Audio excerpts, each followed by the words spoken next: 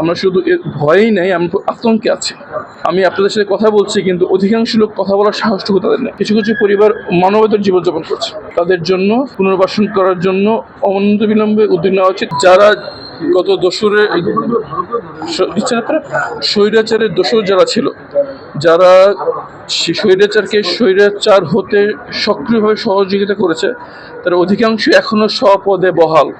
তারা যতদিন স্বপদে থাকবে, আমরা যারা এই বিষয় নিয়ে কথা বলছি, আমরা আমাদের আশঙ্কা কোনদিন কাটবে। আমরা শুধু এর ভয়েই নেই, আমরা আতঙ্কে আছি। আমি আপনাদের সাথে কথা বলছি, কিন্তু অধিকাংশ লোক কথা বলার সাহসটুকু তাদের নেই। ইমিডিয়েটলি যারা স্বৈরাচারের দোষী ছিল তাদের ব্যাপারে ব্যবস্থা নেওয়া উচিত। অন্তত বিচার হওয়ার আগে তাদের জন্য স্বপদে থাকতে না পারে, সেখানে যেন বিপ্লবের সহায়ক যারা তাদেরকে নিয়ে আসা হয়, সেই জন্য প্রফেসর ইউনূস সরকার আহ্বান জানাচ্ছে।